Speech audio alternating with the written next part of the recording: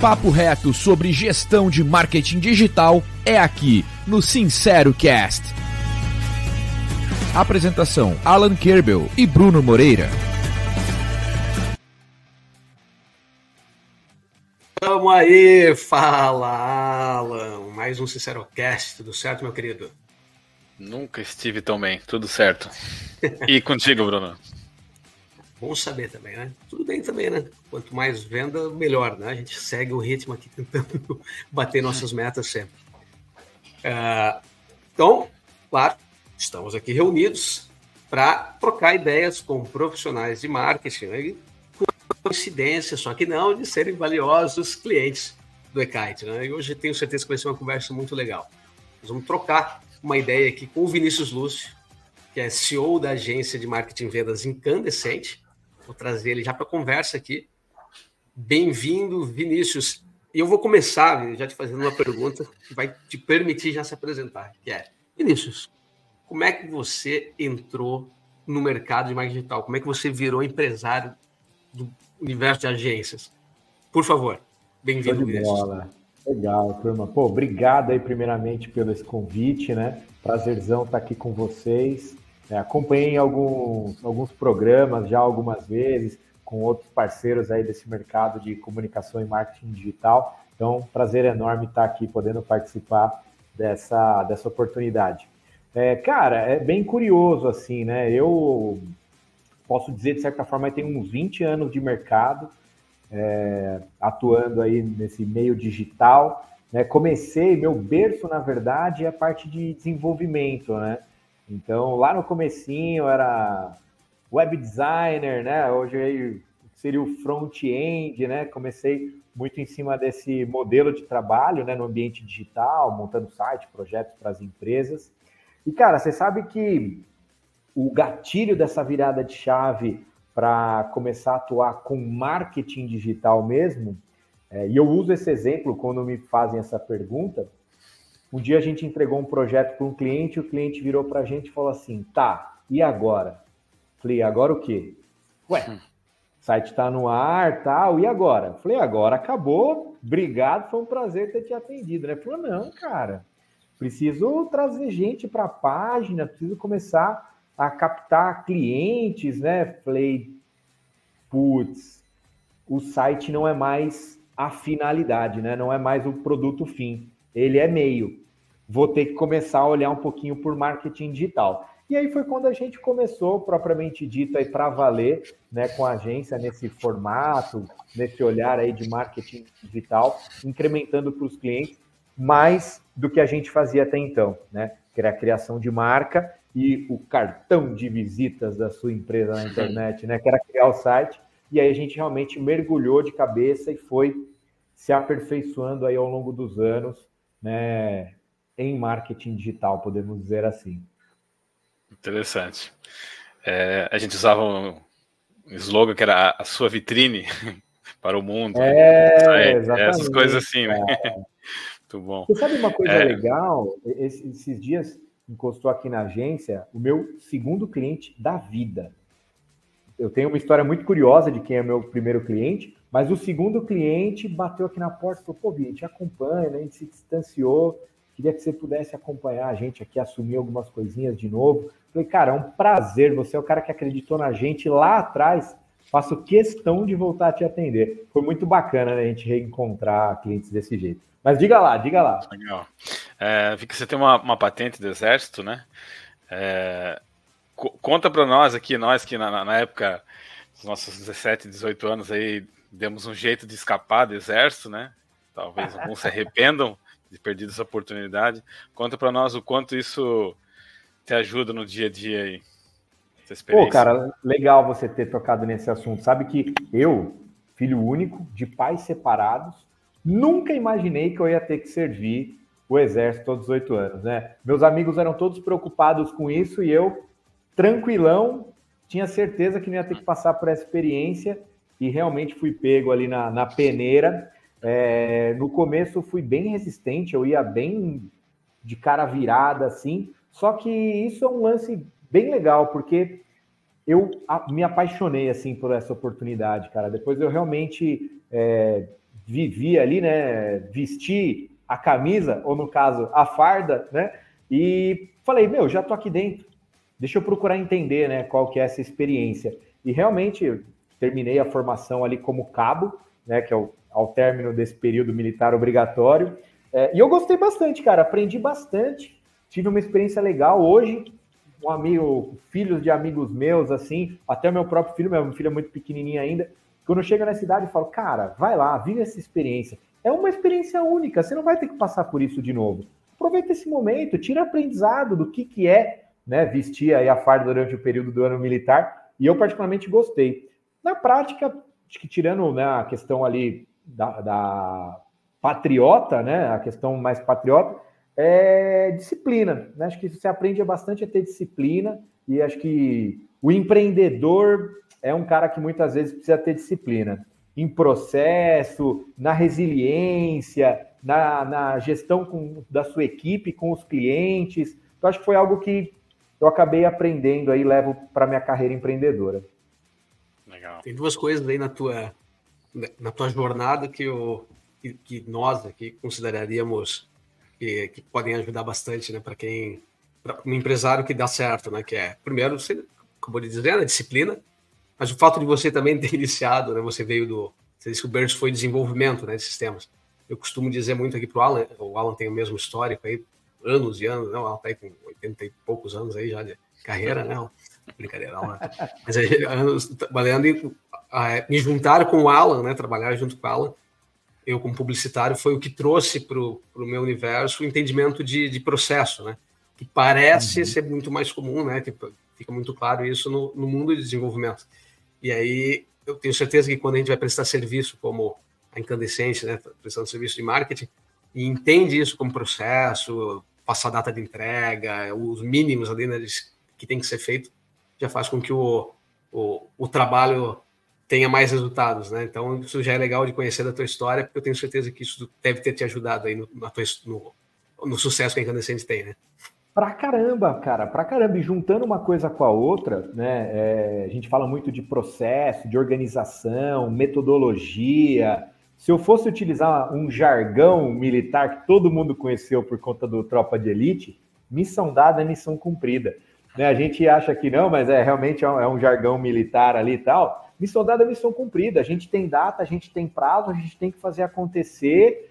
E eu até brinco, falo, posso te ajudar com mais uma meia dúzia de desculpas, cara, se você precisar enriquecer o teu vocabulário de porquê não vai querer entregar no prazo. Mas a questão é que a gente realmente vai ter que entregar, a gente vai ter que fazer. E é isso. E vamos para frente, vamos trabalhar, né? Mas é gostoso, é gostoso.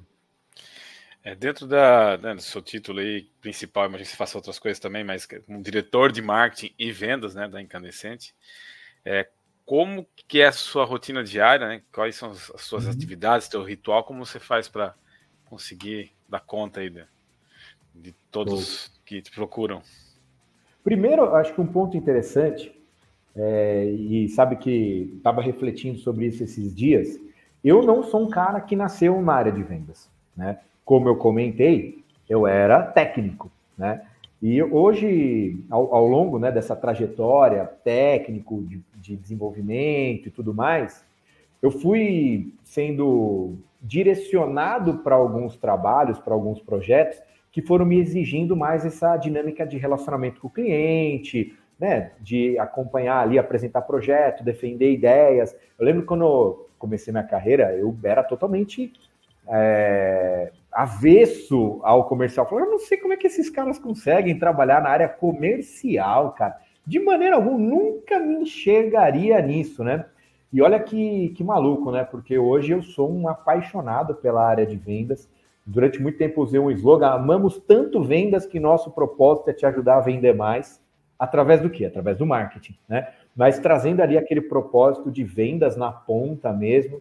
E mudei muito o meu perfil, o meu discurso, né, o meu posicionamento a partir do momento que eu realmente comecei a entender mais do mercado de vendas, né? E hoje sou um apaixonado por isso e coloco aí, né, no meu principal título, na principal atuação aqui na agência, a direção do time de marketing, do time de vendas aqui na agência. Primeira razão de fazer isso é quando eu levo para o meu cliente e falo assim, ó, tô aqui, tô acompanhando o time comercial, a gente está vendendo, mas eu tô lá no marketing também, tá? Então eu vou ajudar a entregar, né? Justamente para acompanhar o processo da entrada do cliente até ali a dinâmica recorrente de marketing, né, e tudo mais. Acabo equilibrando minha agenda um pouco em cima desses dois universos, que para o meu cliente eu tento fazer com que seja um só, né? Pô, cara, bacana, estamos com campanha de mídia, estamos gerando lead, mas como que seu time de vendas está tratando esses caras ali no CRM? Né? Qual que é o feedback que vendas está trazendo para marketing para fazer com que a gente tenha material de aperfeiçoar as campanhas de marketing, né? E meu dia a dia na agência, basicamente é isso, né? A agência é cliente da própria agência, né? Então temos campanhas, geramos lead, meu lead cai aqui no SDR, que vai qualificar, que vai direcionar para o time comercial mesmo ali de closer. E o que a gente troca de informação entre uma área e outra, né? Então eu tento fazer com que esse olhar realmente seja o mais próximo de ser único, né? Não é, são duas áreas diferentes, né? Tem que ter troca entre elas, mas eu tento fazer com que elas realmente se conversem bastante, que é onde a gente acaba conseguindo ter material ali para melhorar a campanha, justificar ROAS, né? Enfim. Eu concordo com essa tua jornada, também sinto isso, né? Primeiro que essa é a versão que se tem ao departamento comercial, que eu acho que diminuiu muito com o tempo, mas o que acontecia era ninguém gosta que vendam para você, então eu não quero vender para os outros, né? Só que quando a gente pensa em venda, tem muito aquela coisa de receber ligação, de você ligar para quem não quer, né? Eu vou ligar para o Vinícius e tentar vender um jornal, né? Esse tipo de coisa. E eu costumo também dizer que o marketing digital, o inbound principalmente, né, esse processo de trazer o cliente até você, ele salvou muito dos comerciais, né? Hoje, eu também gosto muito do comercial, né, tenho o histórico de trabalhando com publicidade, mas porque eu converso com quem já demonstrou pelo menos um mínimo de interesse daquilo que eu estou vendendo, né? Então, eu digo que o comercial mudou muito com as estratégias de inbound, porque você passou, né, ainda tem muito o outbound, prospecção, né?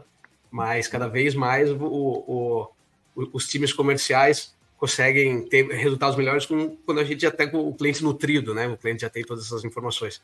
Então, concordo plenamente aí e sem falar que tem uma coisa no comercial que eu costumo dizer que é, cara, o trabalho de conversar com uma pessoa, convencer ele a utilizar o software ou fazer uma venda, ele é muito bom, principalmente depois que tu pode sair daquilo, né? Entrega agora pro time, agora tá de vocês, cara.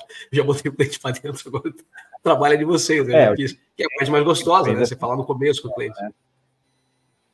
Não, com certeza, cara. Meu time de venda, a ação deles mesmo precisa ser em cima de vender, passar o bastão, né? Que a gente tem aqui umas regras de passagem de bastão que são bem importantes, mas o time de vendas tem que estar focado em trazer novos clientes, incrementar novos negócios, né? Eu, como direção, acabo ficando aqui nas duas pontas, mas o time tem que estar dedicado, cara. Se o vendedor vende e tem que ficar preocupado com a entrega, ele não vende, ele não vai performar, ele vai acabar ficando preso na operação, e isso não é produtivo, né? Falando um pouquinho mais sobre Incandescente, vocês têm um portfólio bem vasto, né? Tem praticamente todo o processo de marketing digital, mas qual que é o carro-chefe? Qual que é o pacote de serviço ali que mais vocês utilizam, né? Mais funciona? Se sente mais confortável? Perfeito. Né?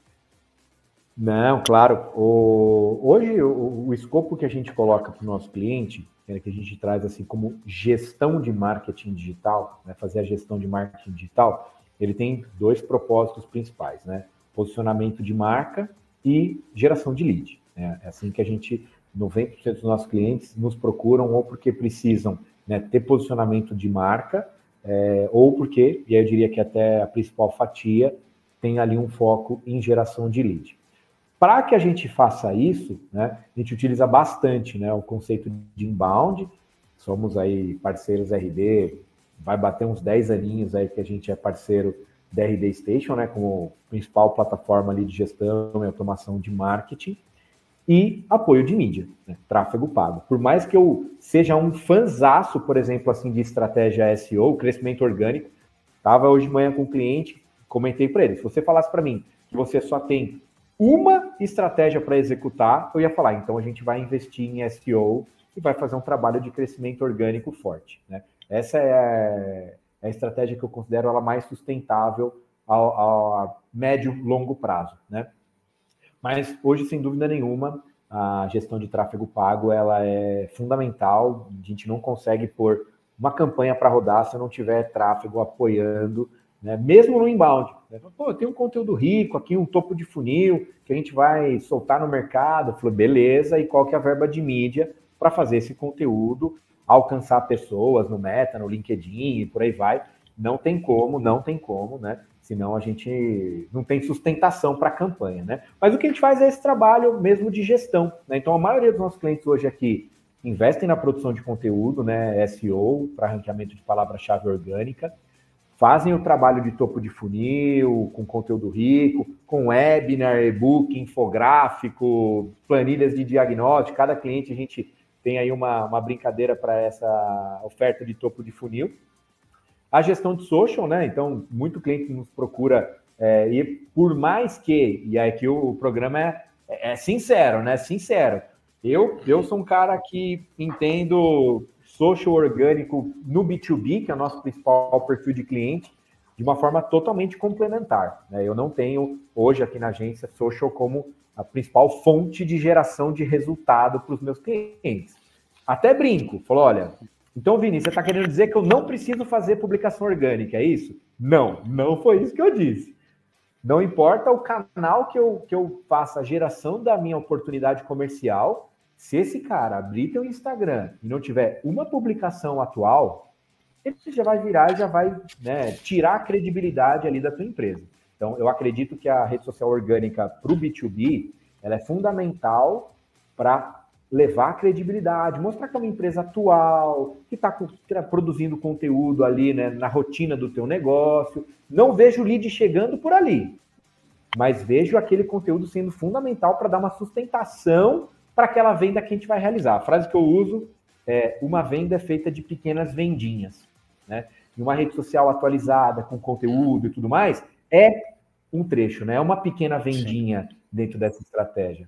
E aí, depois disso, a nutrição, relacionamento com a base, e-mail marketing, né, os fluxos de automação ali que a gente trabalha fortemente no RD para os nossos clientes, e essa conexão marketing-vendas, né?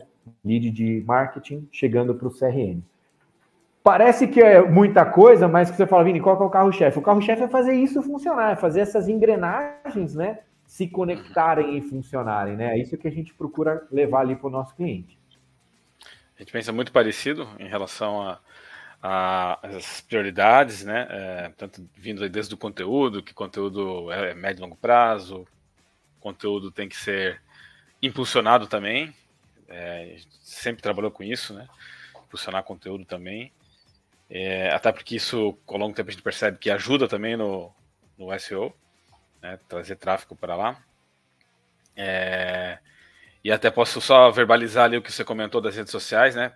Eu escrevo muito e já escrevi muito sobre isso, né? De tentar não apoie sua estratégia, né, no orgânico, nas redes sociais orgânicas, né? Escrevi um artigo, acho que não faz nem um mês, gigante sobre isso de novo. Talvez a palavra técnica você tem que manter atualizado para que isso seja uma prova social, né? É mais uma prova social. Ele vai entrar lá, assim, quando ele vê um depoimento, ele vê que você publica alguma coisa, que você está vivo, né? Então, mais nesse sentido mesmo. E aproveita para impulsionar, né? Aproveita, já que está lá, impulsiona, né? Testa, né? Total.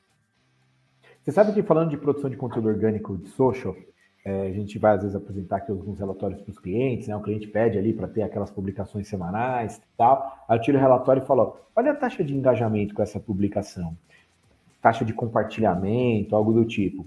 Falei, olha, se vocês querem, né, trabalhar realmente a produção de conteúdo orgânica, tem que ter um engajamento partindo da liderança aí dentro da empresa.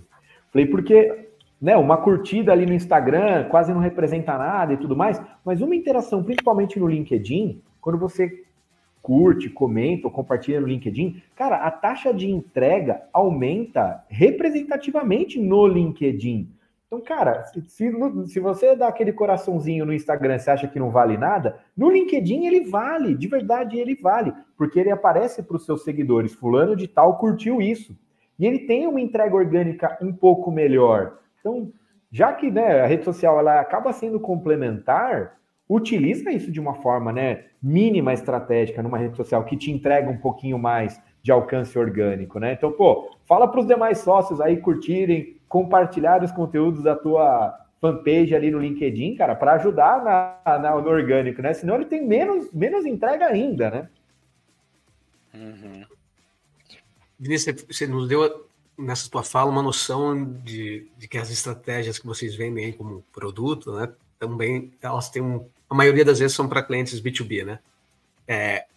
Tem algum nicho que quando chega aquele lead para vocês, falam, cara, que vamos evitar, para não dizer vamos pular fora, porque a gente sabe que não combina muito com o nosso jeito de trabalhar ou não tem interesse mesmo? Você sabe que se a gente for olhar marketing digital, tem espaço para todo mundo, né? Tem espaço para todo mundo. Só que tem cliente certo para agência certa e tem agência certa para o perfil de cliente certo, né? Então, pô, tenho amigos que têm aí estratégias totalmente voltadas para ação com influencer, né? Então, perfeito, cliente certo para agência certa, né? É engraçado porque o nosso foco aqui, ele está muito no B2B, mas os cases premiados que eu tenho na minha prateleira de troféus aqui, tem uns 2, 3 ouro que é B2C. Eu falo, olha que engraçado, né? A gente é tão focado no B2B, mas quando a gente pega um B2C ali que faz sentido, são cases que até muitas vezes viram prêmios, né? Mas nessa questão B2C, até a nossa atuação, ela acaba sendo mais focada por uma venda mais consultiva, um ticket médio um pouco mais elevado. É onde a gente sente até que o embalde funciona melhor, né? Modelos de negócios que têm jornada de compra um pouco mais longo, tomada de decisão, né, que a pessoa não é uma venda transacional, né? O cara não compra por impulso. Ele precisa ser envolvido pelo vendedor, por material, por prova social, para que ele leve, né, que chegue ali na tomada de decisão. Então, esse é um pouco de princípio do perfil de cliente aqui da agência hoje, né? É uma venda mais consultiva, é uma venda de um ciclo que não é curto, não é transacional, não é e-commerce, não é por impulso, né? Ele depende ali de um movimento. Então, aqui já vai nichando um pouco mais o perfil de cliente da agência. E na maioria dos casos, entra ali realmente no B2B. Empresas de tecnologia, a gente atende muito indústria aqui, porque o conteúdo é muito rico para esse modelo, né? A gente costuma dizer assim, se o seu produto tem que explicar como funciona, cara, faz muito sentido fazer o inbound com a Incandescente, porque a gente vai justamente dar esse suporte para demonstrar, para explicar, para mostrar a jornada e isso acompanhar o processo de vendas, né? Então, hoje, quem bate aqui na porta e geralmente a gente não vai atender é o varejo de venda transacional, o varejo ali de balcão, a loja de roupa, né, loja de sapato, essa venda mais transacional. Esse não é o perfil de cliente da agência aqui, de verdade. Esse eu falo, ó, vou te indicar para um parceiro, talvez seja mais o perfil dele do que o meu. Interessante. Até falando sobre a dificuldade do B2C, né, varejo, até B2C em geral, a gente vê até na questão das startups que decolam, né, a maioria dos fundos tem a tese de atender só B2B, a grande maioria. Porque o B2C é um caminhão infinito de dinheiro, a chance de errado é muito maior, né? Mas quando a gente para pensar assim, quais são as startups, que hoje já nem são mais startups, mas os unicórnios, quem que decolou, né? A gente vai ver iFood, B2C, Spotify, B2C, Uber, B2C, né? Nubank, né? Exatamente, são as que... Mas é muito mais complexo realmente e dificilmente o médio, né, empresário aí tem essa capacidade de investimento para ir tão longe, né? Que nada de dia para noite. O movimento, né, do B2C, ele depende muito de massa. Acho que esse é o ponto, né? Ele precisa de volume de pessoas consumindo, assinando, contratando, comprando, para ele justificar os investimentos, né? Então, você pega aí os grandes magazines, né? O volume de investimento em mídia, em publicidade, é enorme, mas porque ele tem que ter massa consumindo aquele produto. Quando você chega no PME, né, no pequeno médio empresário, é difícil ele ter essa visão, ou muitas vezes, né, é difícil ele ter esse budget de investimento para ter uma comunicação em massa que gera o volume de vendas que ele precisa para dar suporte a reinvestir em marketing, em mídia, em comunicação, em publicidade, né? Em todos os tipos de estratégia aí que o varejo muitas vezes exige, né? Então acaba sendo uma comunicação mais pontual. E aí, às vezes, não justifica ele ter agência, né? Acaba trabalhando, tem uma pessoa interna, ou uma agência menor, ou um prestador de serviço, um gestor de tráfego, para dar um suporte, né, numa comunicação ali B2C, né? Falando um pouco da estrutura hoje da Incandescente, como que funciona o processo? Trabalha em squads, departamentos, tem terceiros, não tem? Mais ou menos, como é que funciona? O que deu certo, né, que vocês aplicam hoje? Imagino que já mudaram muitas vezes, né? Mas como é que está assim, hoje esse processo? Eu vou aproveitar que mandar um abraço para minha sócia Camila Nistal, porque ela é a diretora de operações, né? Ela que trouxe o e-kite para a agência, acompanhou o processo ali de implantação, logo quando a gente contratou, e já faz alguns aninhos, né, inclusive, e faz aí a operação rodar, né? Então, mandar um abraço para ela aí, que ela é muito responsável por fazer a máquina um abraço virar. também, que eu já conheci ela ao vivo, né? Já conheci ela no RD Summit uma vez. É verdade.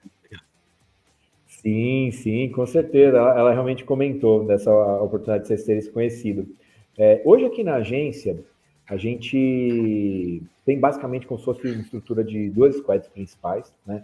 Uma um pouco mais dedicada para as grandes contas, né? Vamos chamar assim, né? E uma frente mais dedicada para pequenos projetos, né?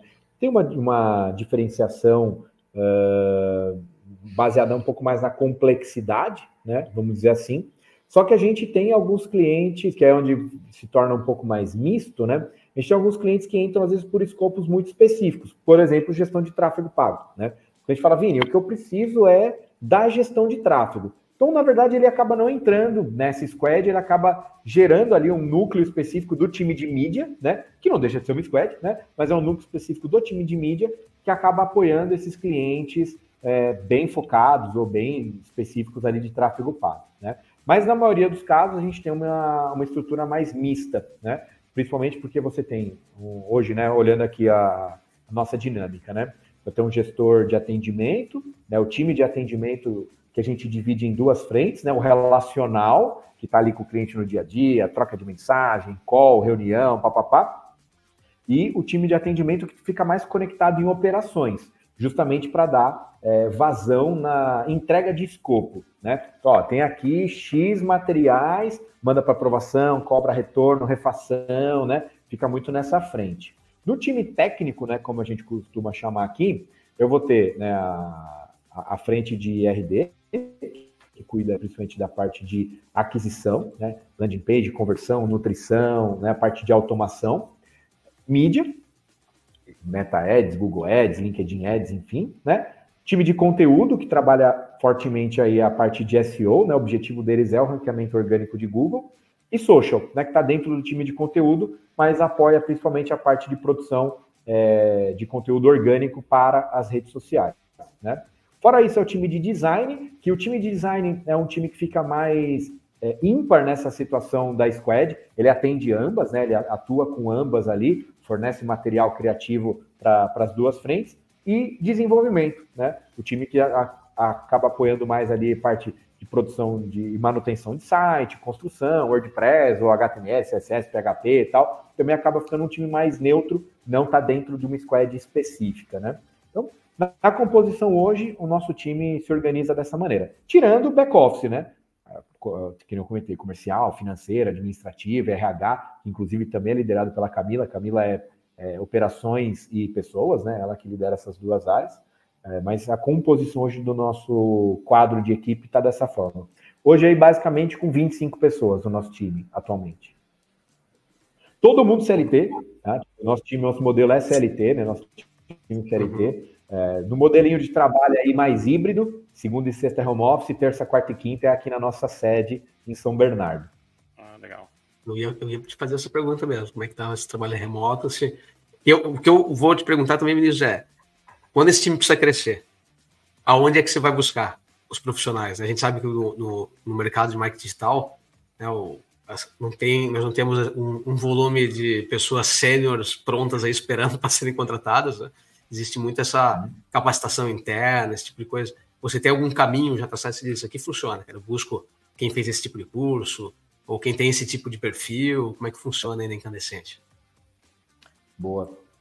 Cara, para ser sincero, ele é um pouco variado ainda, tenho que admitir. A gente tem um caminho das pedras aqui, mas dependendo um pouco da vaga ou da área, a gente trabalha com uma consultoria, né, para recrutamento e seleção, que apoia a Camila. Em alguns casos, né, a Camila faz um trabalho ativo de vaga, principalmente no LinkedIn, é o que tem funcionado, né? A gente usa também uma plataforma de recrutamento e seleção online, se não me engano agora o pessoal está mais usando Trampos aqui, tá? Mas tudo isso acaba caindo dentro da nossa ferramenta de gestão, que acaba permitindo com que a gente aplique os testes, né, e classificação dentro ali do perfil DISC, que é o que a gente gosta de olhar, né, para bater ali, principalmente, né, as características dessa pessoa que a gente vai contratar, né, esse colaborador aí que a gente quer contratar. A partir dali entra realmente a atuação da RH, né? Mas então, de maneira aberta, né, na captação, ou entra com a consultoria de recrutamento e seleção, ou trabalha com os portais, seja ali o Trampos ou mesmo as vagas, né, do LinkedIn, e isso acaba caindo dentro da nossa plataforma, a gente faz essa seleção, né, com base ali nos testes que a gente aplica, né? É a rotina da Camila, né? Isso faz parte da rotina da Camila, tanto trabalhar com essa consultoria terceira, ou mesmo ali dentro do LinkedIn. Mas é o que tem funcionado para a gente hoje, tá? Oficialmente, quando a gente abre uma vaga, a gente pede indicação de colaborador, até porque já dá uma certa validada no perfil cultural, né? O cara já está aqui dentro, já sabe como a banda toca, o que a gente gosta, o que não gosta, né? Então, quando vem uma indicação de colaborador, geralmente isso vem bem quente, mas nem sempre o time consegue, né, trazer indicação. Aí tem que ir para o mercado mesmo, cara. Um lance que era diferente pós-pandemia e que mudou, principalmente aí de 23 para 24, é que a gente realmente começou a ter um pouquinho mais essa exigência do presencial 3 vezes por semana. Então, por mais que a gente tenha pérolas em outros estados e outras cidades, o nosso modelo, a nossa cultura acabou exigindo aí que a pessoa seja um pouco mais da região por conta desse deslocamento presencial. Ônus e bônus, tá? Ônus e bônus. Mas, modelo aí que a gente acabou optando. Mas é o modelo mais comum que a gente tem observado mesmo.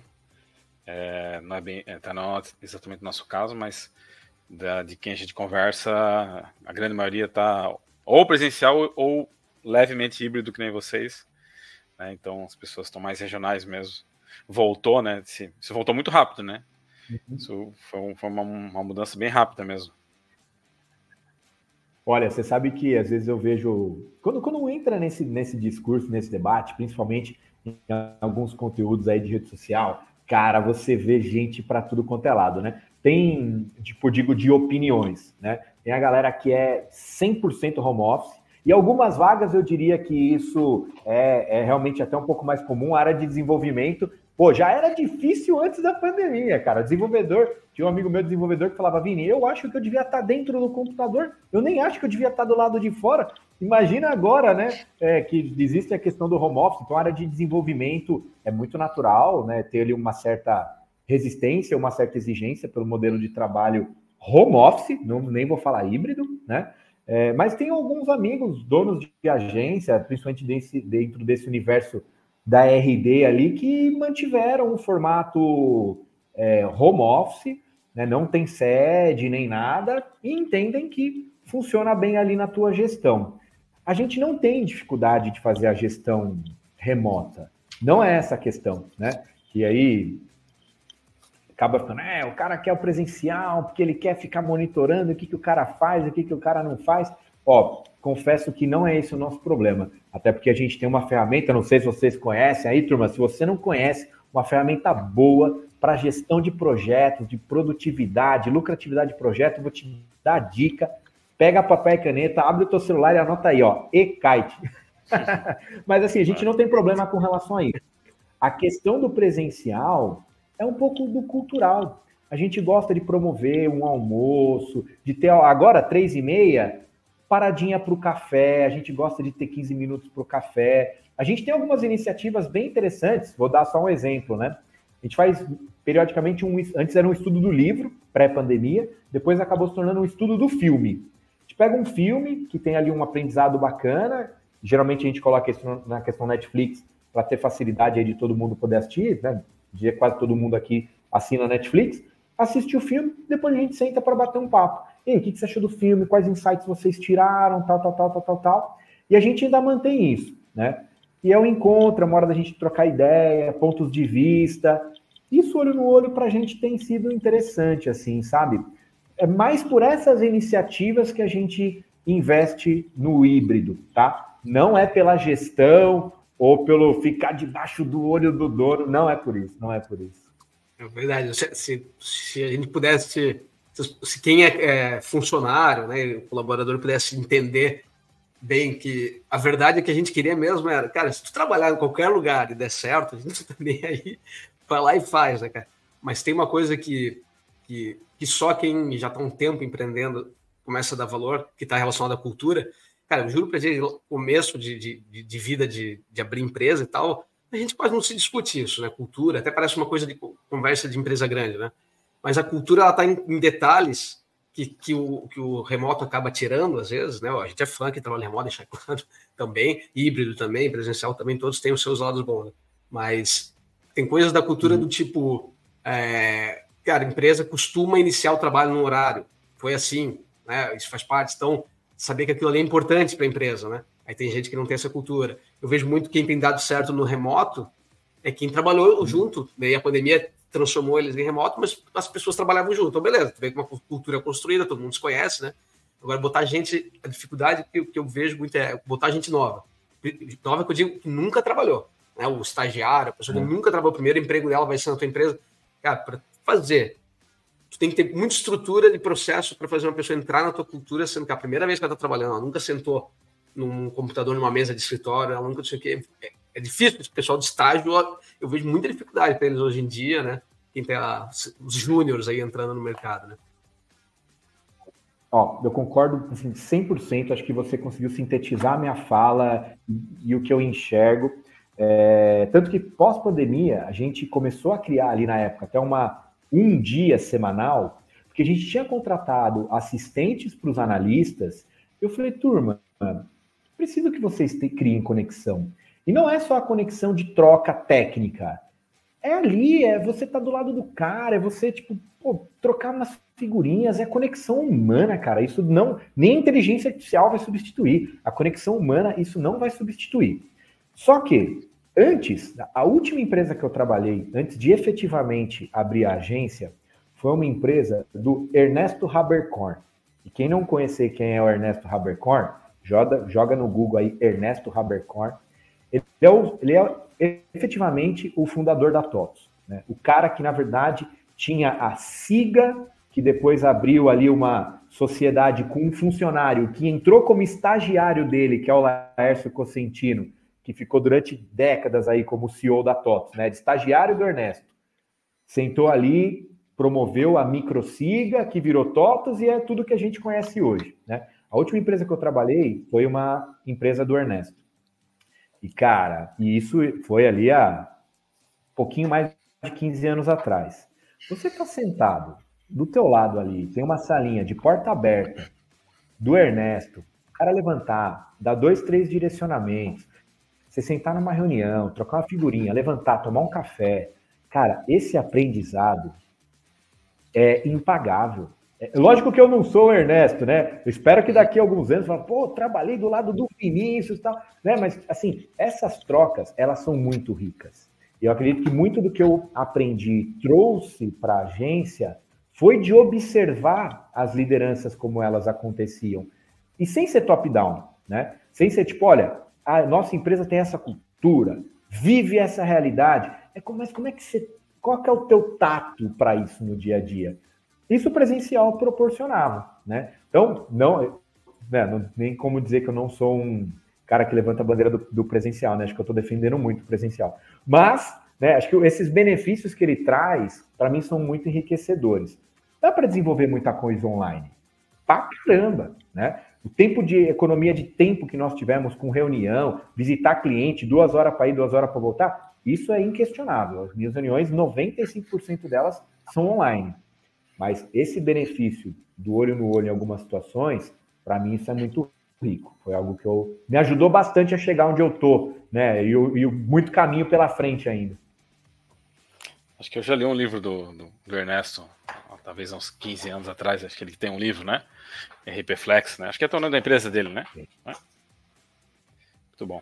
Depois que ele saiu da TOTS, ficou como acionista, e o RP Flex ali. Inclusive, se for um livro de capa meio verde, meio azul, na ocasião ainda fui eu que fiz a capa. Pode ser, hein? Se for vermelho, é outro. Vermelho era outro. Acho que era vermelho ainda, acho que foi antes. Era anterior. Falando um pouquinho de inteligência artificial, como que isso tem impactado vocês, se é que está impactando significativamente já, né? Claro, a gente sabe que para quem utiliza ferramentas, né, como o Facebook Ads, o Google Ads ali dentro já tem os algoritmos que a gente tem que aprender a respeitar e tal, mas dentro da operação da agência, né? Qual o impacto e se você tem alguma ferramenta aí para recomendar que o pessoal ainda talvez não conheça tanto?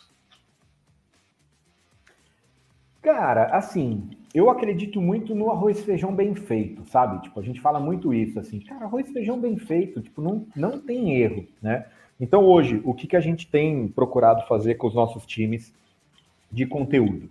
Aprimorar os prompts para eles usarem, né, as ferramentas de inteligência artificial. Na hora que ele fala para mim que ele domina ali, de certa forma, o ChatGPT do jeito que tem que ser, cara, beleza, agora vamos incrementar, porque ferramenta tem de monte, né? A gente tem um núcleo aqui, na verdade, que é liderado pelo meu outro sócio, que é o Benício, focado em desenvolver, através de algumas pessoas do time, as frentes de inteligência artificial, né? Então a gente usa, e aí eu confesso que eu não vou ser o cara mais apropriado para te dar todos os nomes nas ferramentas aqui, tá? Mas a gente utiliza algumas ferramentas de inteligência artificial para aprimorar o conceito de design, porque é um gargalo, design, tipo, principalmente quando a gente fala de social, né? Volume de produção de peça orgânica de publicação ali de rede social, isso é um gargalo, então a gente tem dado uma certa escalada com a produção utilizando IA, a redação de alguns conteúdos, né? E o aperfeiçoamento dos conteúdos gerados, porque a gente faz muita troca com o cliente, né? A gente fala, cliente, cara, manda um áudio mais longo aí de 5, 10 minutos falando do teu produto, cara, você domina o teu produto, a gente vai conseguir ter muito mais insumos para produzir conteúdo.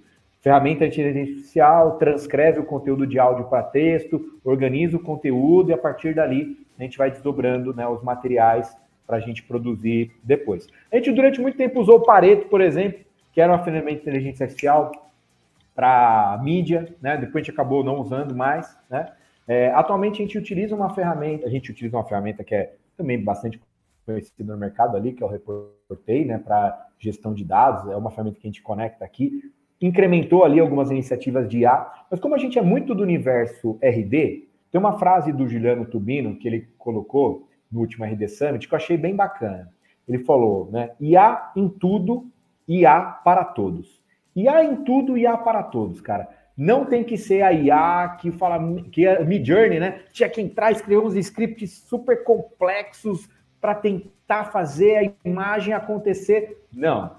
Isso é beleza, existe, ok. Mas o bacana é o IA em tudo, IA para todos. Você consegue entrar, você consegue gerar um copy, você consegue aperfeiçoar aqui um material, né? Então a gente acredita bastante nisso, sabe?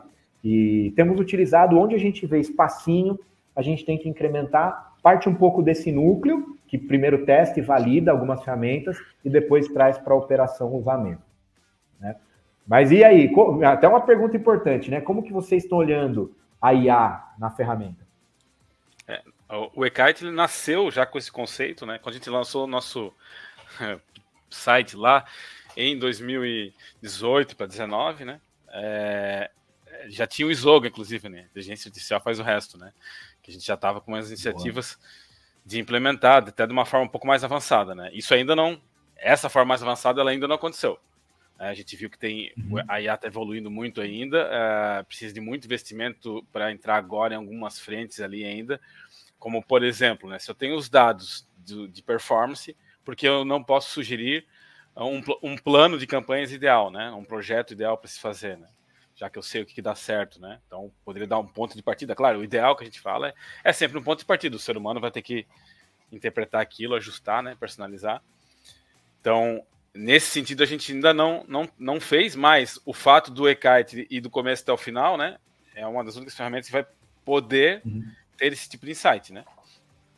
Então, isso aí tá no roadmap, já fizemos alguns testes, mas a gente acha que ainda pelo custo de personalizar, né, o aprendizado para os dados do cliente, né, isso é muito caro ainda, né, você gerar o aprendizado ali, né? Então, não compensa. O que a gente lançou recentemente agora é a generativa, né, com o GPT-4, né, que é a última versão. E aí a gente lançou um prompt que é comum, como o ChatGPT, só que já está embutido na ferramenta, gera todo um histórico, o cliente pode compartilhar dentro da equipe, pode salvar na base de conhecimento, né? Pode recuperar um script da base de conhecimento, já que ele já tem pronto, né, um comando ali, um prompt para executar. E a gente quer ter isso durante todo o fluxo de trabalho, né?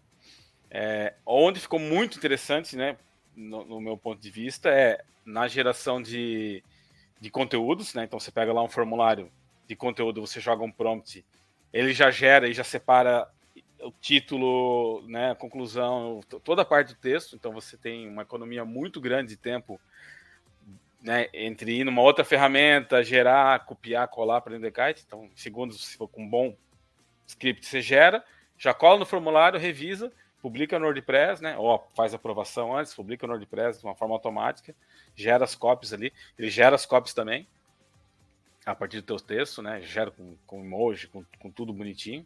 Então, nesse ponto ali, eu acho que ficou muito produtivo, né? A gente gera muito conteúdo aqui, isso internamente a gente está usando, assim, para alguns tipos de conteúdo até mais rasos, assim, reduz o tempo, muita coisa, muito mesmo. E como a gente sempre fala, né? Tem que revisar, sempre tem que revisar. Tem conteúdos que saem muito bons, você vai acrescentar alguns tópicos personalizados, né, daquele cliente, daquele caso. Tem alguns que não saem bons, né? Você tem que repensar teu comando, né? Então sempre tem que ter ali o ser humano, o redator ali para. Só que ele vai economizar o tempo, né? Então é essa a visão. Mas a gente vai chegar lá ainda, a gente vai chegar num processo realmente de automatizar essa parte de estratégia, né? Mas ainda não é sustentável o valor disso ainda. É muito caro. Eu costumo fazer um comentário que você sabe que o pessoal do Martech, eles até dizem que a gente está aí no segundo ano da inteligência artificial, né? A inteligência artificial, ela nasceu junto com o computador, o histórico dela é gigantesco, né? Não é? Mas segundo ano que você tem uma interface da inteligência artificial com o usuário comum. Então, agora, né, da evolução de 2 anos para cá, ela é gigantesca. O Alan mesmo fez um comentário antes ali, que foi, às vezes tem gente na conversa do dia a dia que, nossa, bem que o eKite podia, já que a gente tem Google Ads, TikTok Ads, LinkedIn Ads, tudo juntos, gerar insights de melhoria de campanha. Aí eu sempre respondo com uma pergunta. Então, o Google faz isso há 10 anos, sei lá, quantos anos o Google gera insights, e com inteligência artificial. Quanto tu aceitou disso? Quanto do Meta Ads? Então, a gente sempre evitou isso, porque a gente entendeu, em que nível de confiança tá, que você dizia, né, até então as pessoas, o gestor de tráfego, pegando esse exemplo, né, dizia que eu não aceito que o Meta Ads e o Google Ads estão me dizendo lá, dizer, troque tal coisa. Aí tu vai aceitar, quando é que você vai aceitar isso? Quando é que você vai dizer assim, cara, agora os bichos estão fazendo melhor que eu? Então, a gente tem uma evolução, tem uma... Você tem que esperar, né? Mesmo mercado. O Google é campeão, né? Você abre lá o painelzinho, ele fala, você está 70% otimizado, aí tem umas 10 sugestões lá.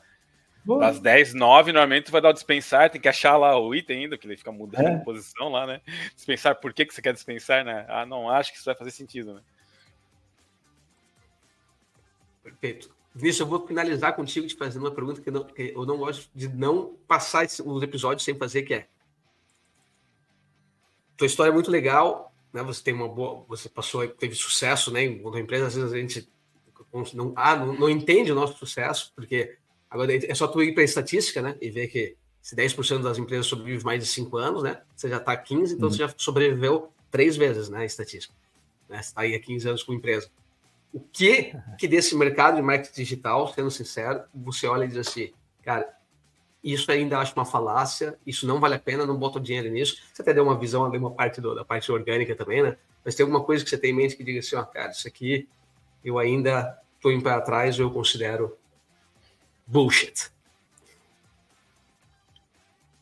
Cara, você sabe que eu comento com a turma, falei, ó, se marketing digital fosse tão fácil, eu fazia para mim e ficava rico, cara. Tipo, se fosse tão fácil ganhar dinheiro através de marketing digital, eu fazia marketing para mim, ganhava dinheiro vendendo qualquer coisa e pronto. Falei, é difícil, por isso que eu presto isso como serviço, né? Porque é toda uma jornada, uma construção, é um desenvolvimento, né? É um processo de aperfeiçoamento.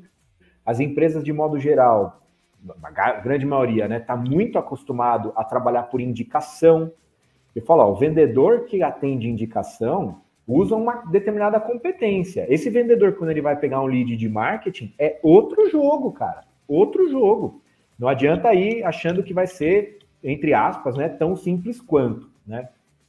Então, acho que a primeira coisa que a gente tem que tirar, né, como lição é entender que marketing digital é um processo, é uma construção, é algo que tem que ser acompanhado. Não, você não está terceirizando nada, você está fazendo em conjunto. A única coisa que você tem do outro lado, um especialista ou um time de especialistas focado em olhar por aquilo e aperfeiçoar ali o teu trabalho, né? Não acredito em fórmula mágica, né? Acredito em muito trabalho, empenho, esforço para que aquilo dê certo, né? Então, assim, num resumo geral, eu colocaria dessa maneira. Nada tão específico, mas a visão como um todo mesmo ali de marketing, sabe? Perfeito. Só um fato curioso, né? A gente já teve essa... Quando a gente tinha agência muitos anos atrás, bem no começo, a nossa visão era essa, né? Vamos aprender marketing digital, vamos aprender com os outros aí, aproveitar, né? E quando a gente estiver no auge, a gente vai usar para nós, vamos abrir algum negócio e... Né? De certa forma, acabou acontecendo, a gente tem o eKite, né? A gente usa o marketing digital no eKite, né? Mas não era bem essa a ideia inicial, era vamos ter uma distribuidora, alguma coisa assim, né? E a gente vai ser o craque no marketing digital, né? Então não é tão fácil assim realmente, né? Até o próprio lance, né, do movimento de fórmula de lançamento, né, de infoproduto.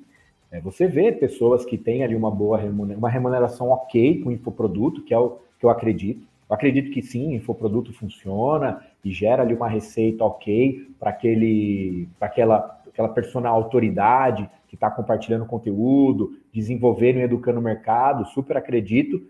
Tem os caras que estouram, faz parte do jogo, né? Qual é a porcentagem? Talvez é 1%, talvez seja ali 1% que realmente tem uma retirada extremamente expressiva frente aos outros, mas quantos, e aí, cara, não faço a mínima ideia dessa ordem de grandeza, criam, montam, colocam, mas aquilo ou não vende, ou vende uma porcentagem muito irrisória, e não é, né? Então não é fórmula mágica, né? Sim. É trabalho, né? Mesmo nesse formato que às vezes tem uma impressão de ser um pouco mais fácil de ganhar dinheiro, ainda exige muito, né? Sim, é muito parecido com, né, jogador de futebol, cantor, né? Todo mundo só consegue ver lá os que têm sucesso, mas a turma que tá, né, os 99% ali estão penando, né? Parecido. Total. Gabriel, é com esse pensamento que... Vinícius, foi muito legal te conhecer um pouco da tua história. Todos os links aí para quem quiser saber mais da Incandescente estarão nos nossos canais de distribuição aqui de conteúdo. Sucesso para a Incandescente e vamos seguir aqui acompanhando você. Valeu, Vinícius. Tamo junto. Obrigadão, turma. Grande abraço aí. Até a próxima. Sincero Cast. Produção eKite. Plataforma de gestão de marketing digital. Acelere sua equipe. Decole suas campanhas.